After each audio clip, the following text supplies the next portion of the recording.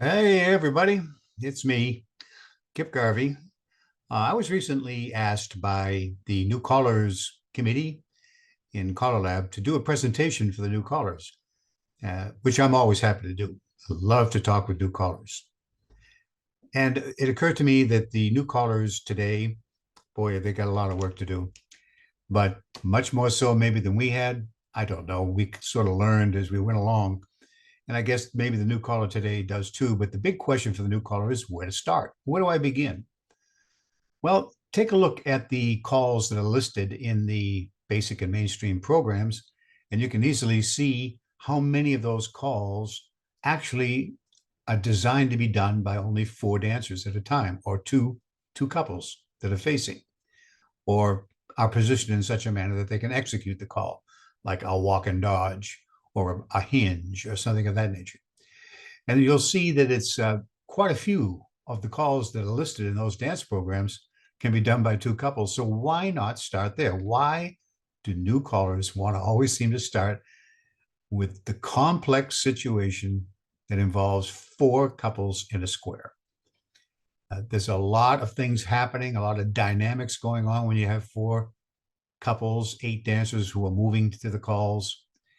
And it's very difficult for newer callers to keep track of where everybody is and to successfully resolve the square. And so I think that newer callers, first of all, you have to call. Every caller has to call. A plumber has to plumb. A musician has to play an instrument or be able to construct or play something. And a square dance caller needs to call. So isn't it a lot easier to call the two couples when you first start? Take the calls that you know, take the calls that are designed to be done by two couples and start there. And that's what this presentation is all about.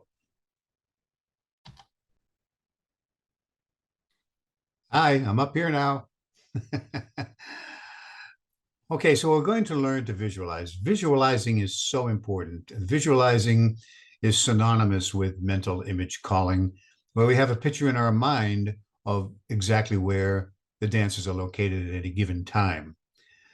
So we're going to learn in developing this visualizing skill, we're going to learn how to call the two couples. We're going to start with two couples. We'll learn to manage and control those four dancers that are comprised of the two couples that we're calling for. We'll set them up so that they are, for instance, the number one and the number three couple, and that's our perspective. We'll stand behind the number one couple as the caller, and we'll deliver calls. We're going to visualize from that point. In other words, from where the caller is standing, we'll also be visualizing in our mind the locations of these dancers. And I'll go over each specific location with you so you know exactly what I'm talking about. We'll learn the basics of module creation because in putting these calls together and developing them, you're going to find out that these modules or these collections of calls, a series of calls, can be used over and over again anytime the two couples are facing. And so why not develop that right now? And you'll be amazed at how many of these modules you're going to be able to remember right from the top of your head. You're going to learn the basics of isolated site calling technique. Big words.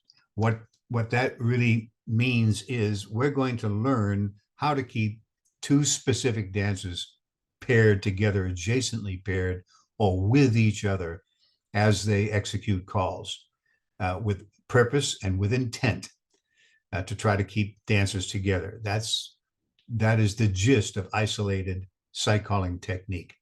And so these are the things that we're going to learn. So let's get to it.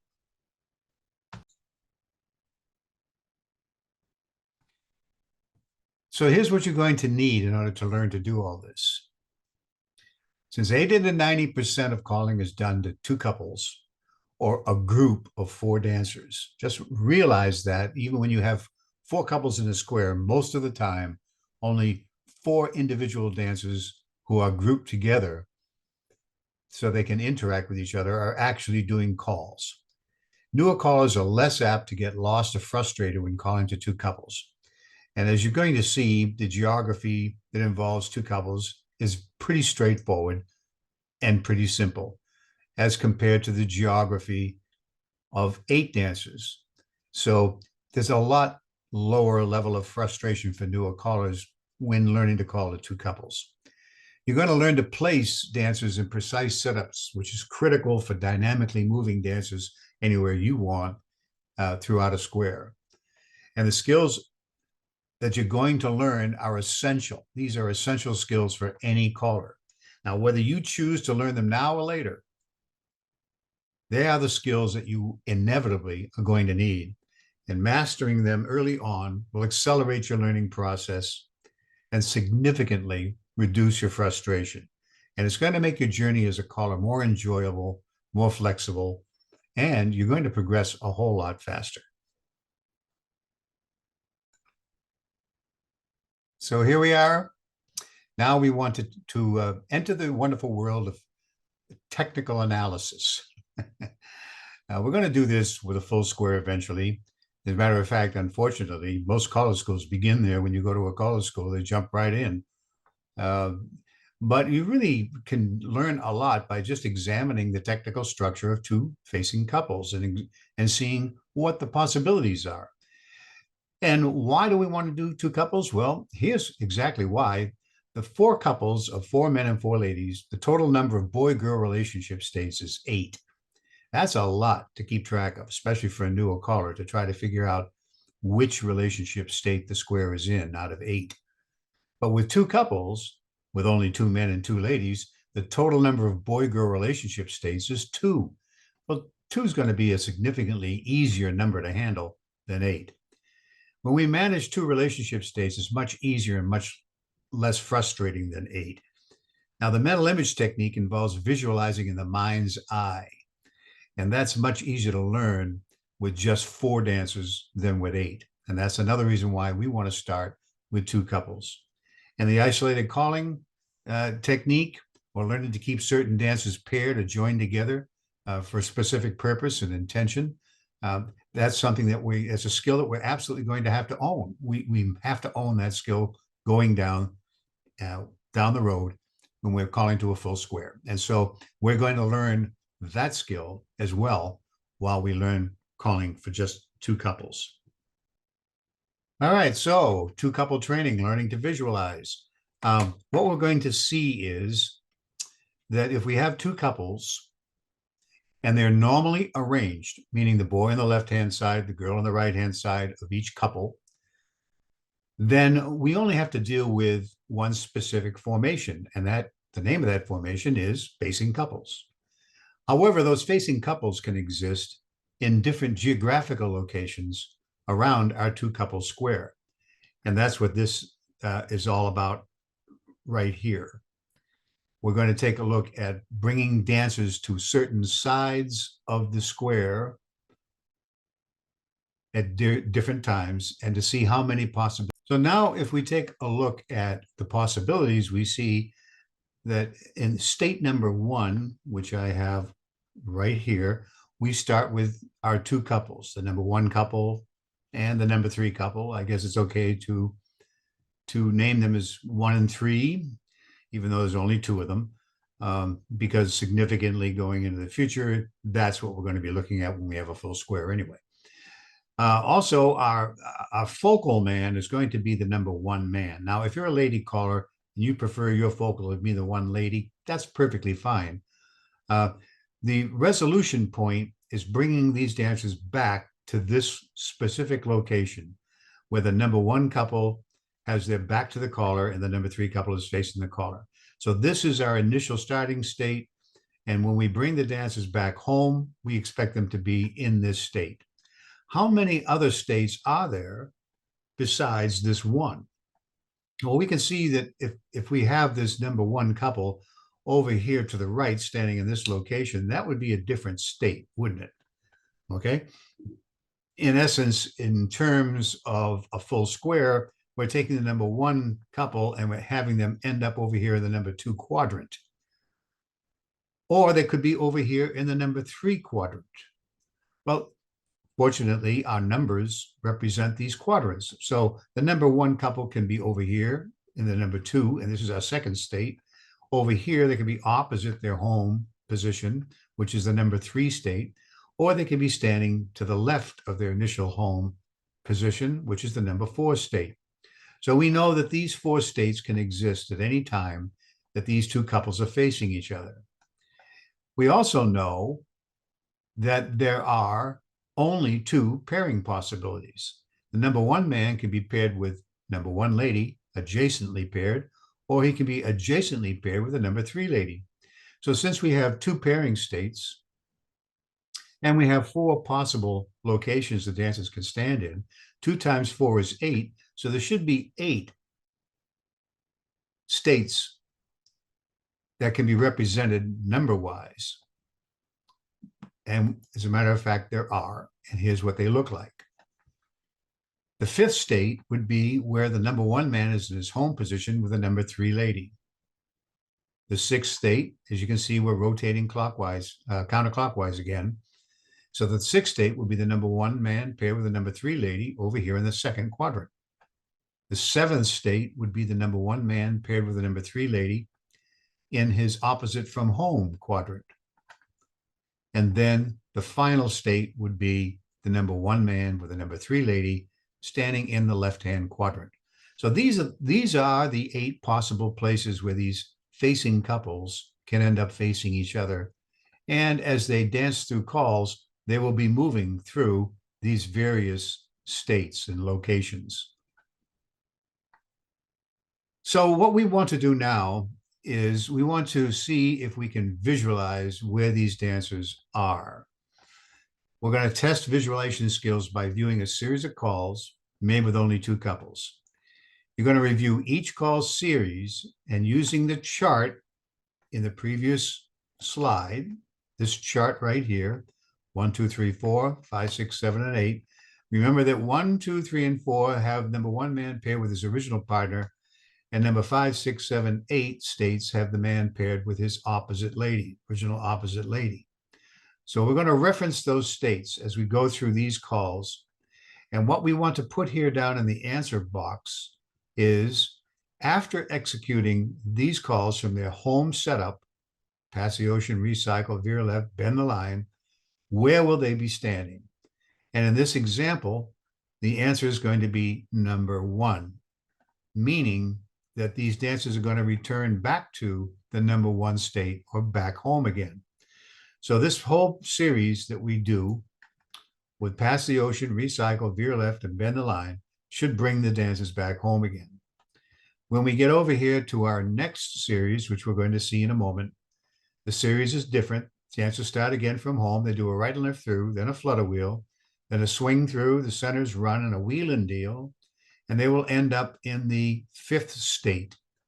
So just to refresh your memory, if the number is bigger than 4, if it's 5, 6, 7, or 8, it's going to be over here in this side.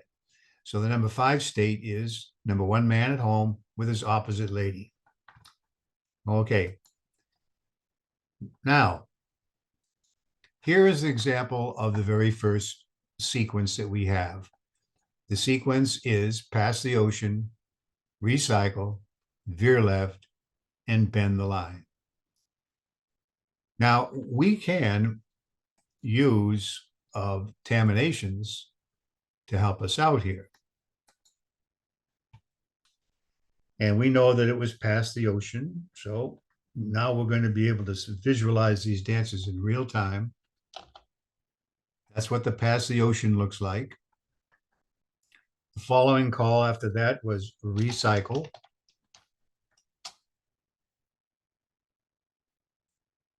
After that, we did a veer left.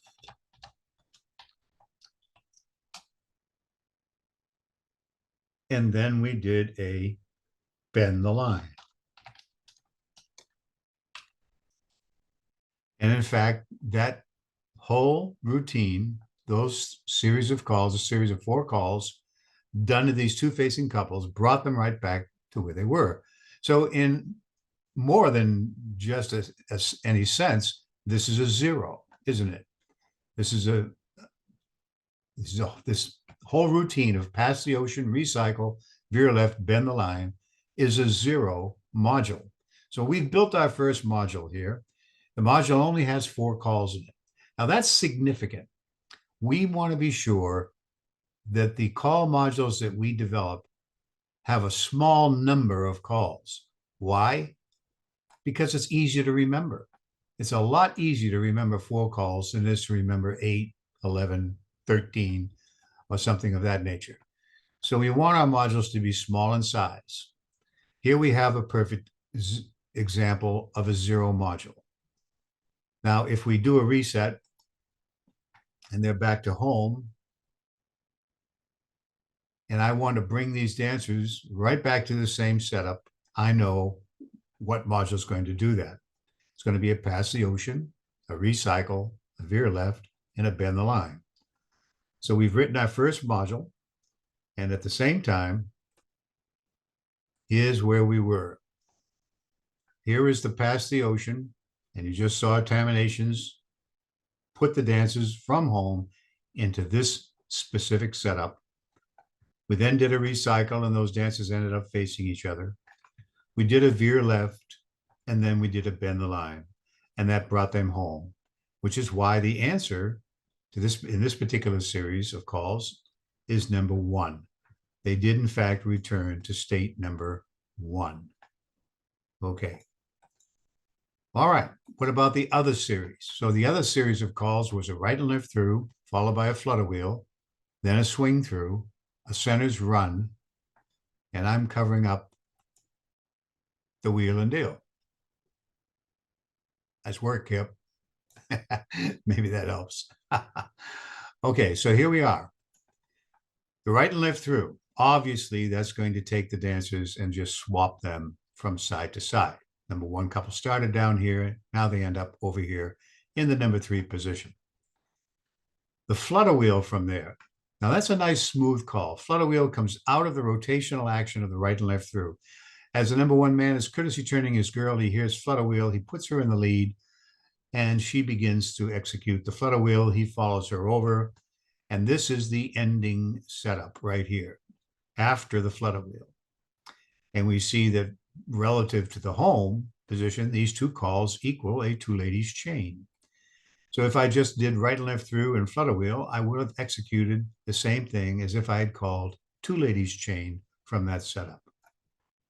But we're not going to do that. We're going to have these 2 couples step to a wave, and when they do, they'll execute a swing through. When they step to the wave, the boy's on the end. He turns that girl by the right, leaves her on the end. He trades with the boy in the center and leaves him in the center. So here we have our number 1 focal man, and in our mind's eye, that's the guy we're watching. We know he started the swing through with his original partner, and she's on the opposite. She's once removed from him. So the gal that he must be adjacent to has to be his opposite lady.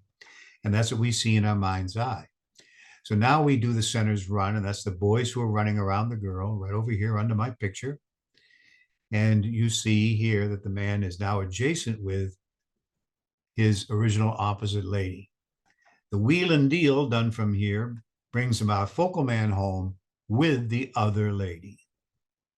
And so what state is that? Well, if you go back to your states, you can see that that is in fact state number 5. So no, they're not home, but that wasn't the nature of the exercise. The nature of the exercise was to determine where they were when they finished this specific series of calls. So the end result here is again a ladies chain. So how can I execute a ladies chain with 2 couples without using a ladies chain? Well, I can call right and left through, flutter wheel, swing through, center's run, wheel and deal. And that's the same thing as a 2 ladies chain.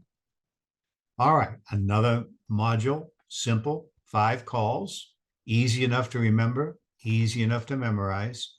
And now we've added some significance to it because we've said, hey, that's a ladies chain. That's virtually nothing more than a ladies chain. So now we have a series of exercises for you to complete. And let's see if I can get myself out of the way here a little bit. Disappear, Kip. All right, so here's our exercises.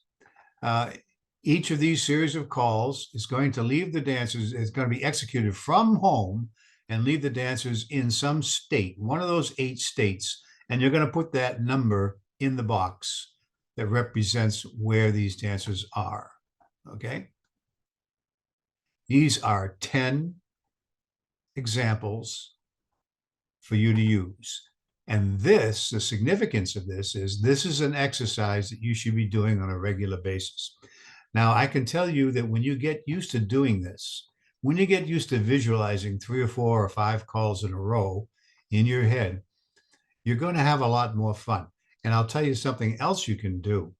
When you go to a dance with another caller, a friend of yours, one of you is driving, the other is sitting in the passenger seat, you can actually recite some series of calls, and then the other person has to state where the dancers are when they're finished. This is an exercise that newer callers should be doing all the time when they're driving to dances or when they're driving on to a callers meeting or something of that nature. And it's fun to do too.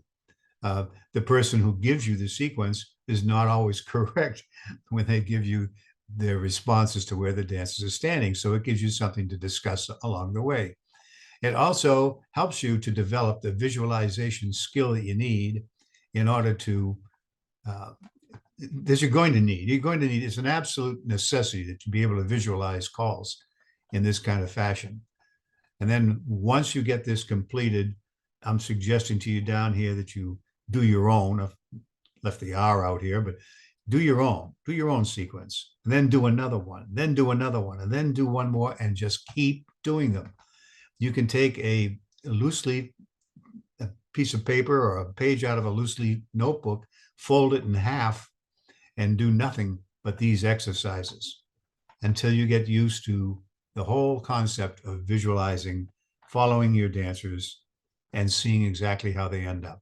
And you do it with 2 couples. Now, here's another advantage of dancing with 2 couples that you may or may not have noticed, but 2 couples gives you the opportunity to invite 2 couples over to the house.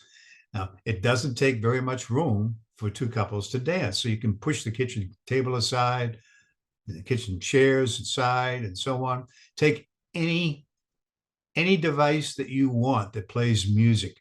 All your files are digital files that can be played on any digital file player, any music player at all. You can play them on your cell phone if you need to, and play the music and call for the 2 couples that are in your kitchen. Do it before you have a couple of adult beverages, preferably, but it'll be fun. And by the way, your friends know that they're helping you to learn to call. Take advantage of the situation with your club caller. Speak with your club caller and say, listen, if you can possibly be there early, or whether or not you're there early, is it okay if I come in early with a couple of couples and come into the hall, and I just want to practice with them for a while. And maybe when you come in, you can help me out and offer some pointers. And I can't imagine a club caller who wouldn't want to help you out that way. I just can't. I think they'll all agree. So save yourself a lot of headache, a lot of potential frustration, all right?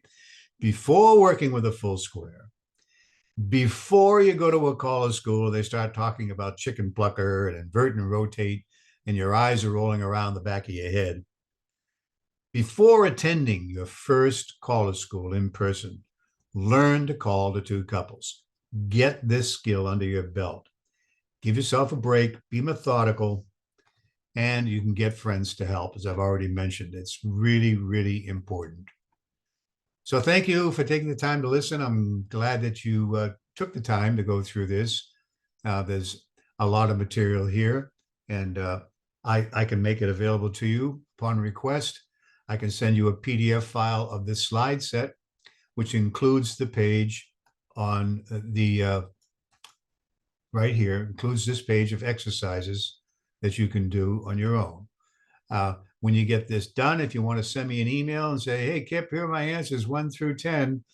Here's what I put down. Am I right? Am I wrong?